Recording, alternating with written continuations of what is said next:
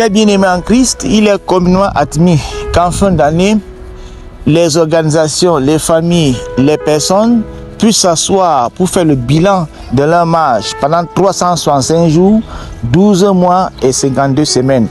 Nous ne dérogerons pas à cette règle qui, au demeurant, est une règle de sagesse.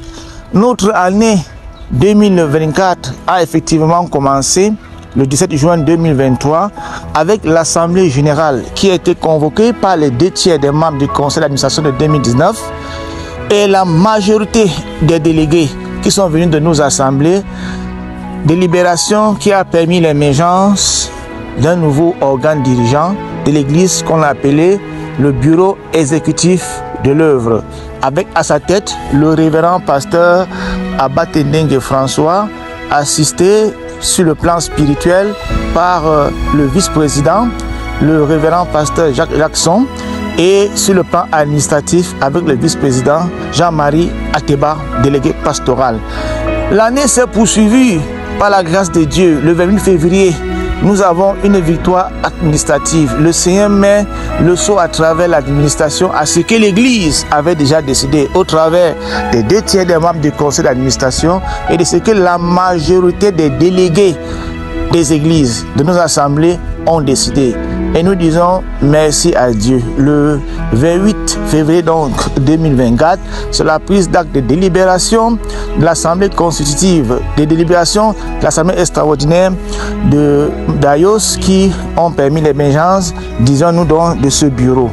Et l'année a cheminé. C'est une très grande victoire administrative. Nous disons administrative et non contre des individus, car nous n'avons pas lutté contre la chair et le sang. Mais puisque nous sommes dans un état de droit, il a fallu que l'État reconnaisse ces nouveaux dirigeants, ces dirigeants qui avaient déjà été reconnus par l'Église. Nous remercions le Seigneur pour la victoire sur le plan de l'encadrement des âmes.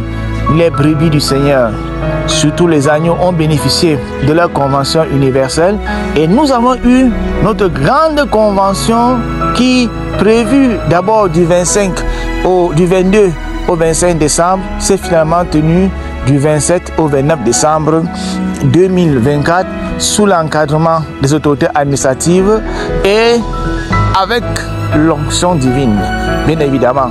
Les deux rencontres ont permis que nous puissions avoir des nouveaux ouvriers qui doivent travailler dans le vaste champ du Seigneur. Nous disons donc merci à Dieu, nous disons merci aux autorités administratives pour leur clairvoyance et pour leur accompagnement, car sans elles, Momboro aurait été un calvaire. Vous avez vu le degré de violence, le degré d'animosité qui animait ceux qu'on croyait jadis être nos frères, qui malheureusement au regard de la Bible ont perdu le Saint-Esprit et ne peuvent agir que comme des brutes. Nous remercions dans l'autorité administrative, nous remercions tous nos parents qui sont dévoués. Ça a été des véritables sentinelles vigilantes, jour et nuit, dans la réflexion, dans la prière et dans l'action, pour que l'Église ait les résultats élogieux que nous avons aujourd'hui. Nous remercions tous les fidèles qui ont suivi les consignes des responsables. Je terminerai mon propos en remerciant de tout cœur et très sincèrement tous les jeunes dynamiques qui ont mis de leur, qui ont mis chacun mis du sien pour que sur le plan de la communication, une dynamique soit enclavée et que les engagés autant pour moi et que les gens puissent avoir l'information claire.